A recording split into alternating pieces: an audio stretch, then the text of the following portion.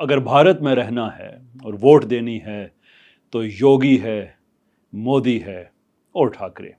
ये हैं वो अल्फाज जो एक हिंदुत्व के जहनी मरीज ने 3 मुसलमानों की जान लेने से पहले कहे।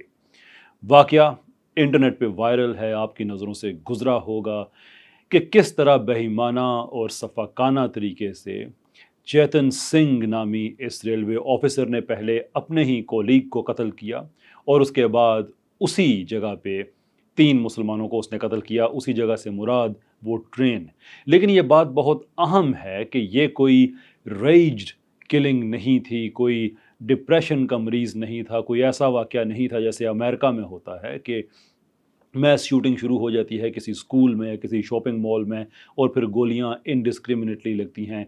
जिस किसी को भी वो आइदर ज़ख्मी होता है या वो मारा जाता है, बल्कि यहाँ पे टारगेट किलिंग की गई। इस इंसान ने जहाँ अपने एएसआई कोलीग को गोलियां मारी, वहीं पे इसने शहीद किया एक मुसलमान को। और उसके बाद फिर ये इंडियन मीडिया की रिपोर्ट्स के मुताबिक 4 कैरेजेस, 4 बोगियां ये चलता हुआ पीछे गया और वहाँ इसने एक और मुसलमान को शहीद किया।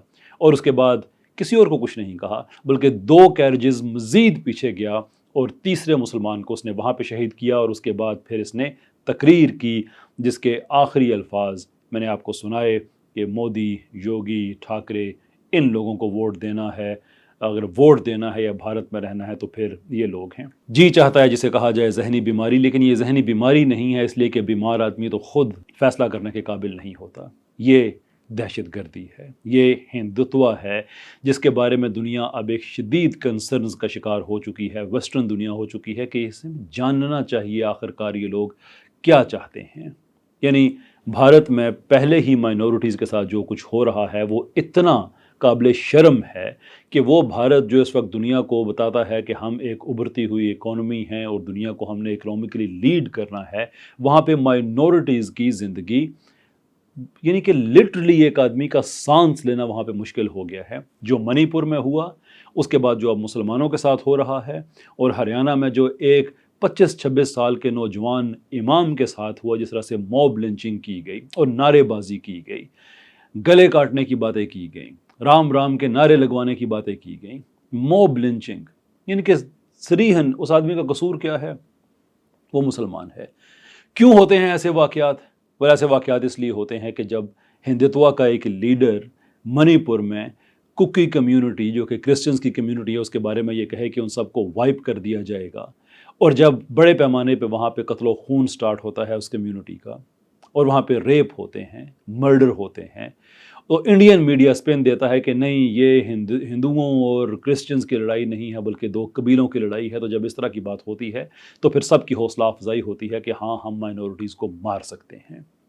जब रईगार जैसा दहशतगर्द जो वीडियो बनाते हुए एक मुसलमान को ज़िंदा जला दे, उसको जब वहाँ पे पॉलिटिकल पार्टीज़ ऑफ़र करें कि आओ हमारे टिकट पे इलेक्शन लड़ो, तो लोगों की फिर हौसला अफजाई होती है। वो लोग जो ज़बरदस्ती इज़्ज़तें लूटें गुजरात के बलबों में, जब वो जेल से आएँ तो लोग आगे हार उठाए खड़े हुए हों, तो फिर लोगों की हौसला अफजाई होती है कि ऐसे काम करें, बिकॉज तुम्हें पता है कि तुम्हें कानून कुछ भी नहीं कह सकता। तुम दिल्लतों के मुंह पे पेशाब कर दो, तुम इज़्ज़तें लूट लो, तुम कत्ल कर दो, तुम कुछ भी कर दो, तुम्हें कोई कुछ नहीं कहेगा। ये तुम्हें हौसला अफजाई मिलती है। क्या करोगे और इंसानियत के ख़िलाफ़ तुम? बरहना तो तुम औरतों को वहाँ पे गलियों में परेड करा रहे हो, गलियों में खंभों के साथ मुसलमानों को बांध के तुम मार रहे हो, और दुनिया को तुमने इस धोखे में रखा हुआ है कि हम चांद पे जा रहे हैं। कुछ शर्म करके अपनी इस ज़मीन पे जो इंसान बसते हैं उनको बुनियादी इंसानी हकूक़ दे दो। ये बहुत बड़ी बात है, ये बहुत बड़ी बात है, इसलिए कि तुमसे इसकी भी तवक्को नहीं है।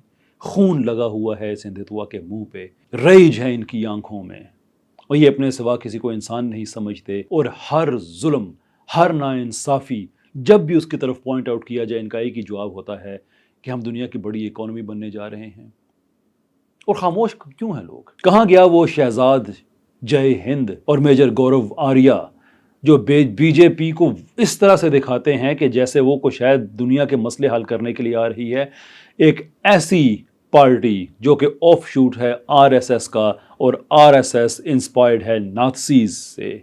बंच ऑफ थॉट्स जैसी किताबें جب لوگوں کی ایوری ڈے لائف میں پالیسی کے طور پہ آنا شروع ہوں تو پھر ایسی چیزیں ہوں گی.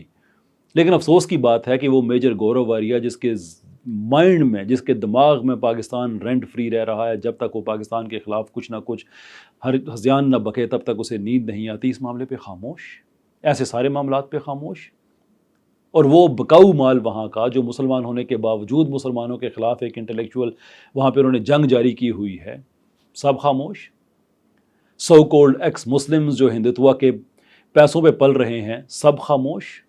جو کہتے ہیں کہ اسلام میں ہمیں انسانیت نظر نہیں آ رہی تھی، تو جس کا پیسہ لے رہے ہو وہ انسانیت نظر آ رہی ہے. جو عزتیں لوٹ رہے ہیں، جو گلے کاٹ رہے ہیں، جو گلی محلے میں خون بہا رہے ہیں، یہ ہے انڈیا کا اصل چہرہ. اور جتنا جلدی دنیا اپنی آنکھیں کھول لے، دیکھ لے کہ قتل و خون سے بھری اس آئیڈیالوجی کے ساتھ جب آپ کھڑے ہوں گے تو وہ قتل و خون صرف ان کے ہاتھ پہ نہیں ہوگا، وہ آپ کے ہاتھ پہ بھی ہوگا. People have to stand up. The global conscience must be shaken up. کس طرح سے الاؤ کر سکتے ہیں ہم ان بھیڑیوں کو؟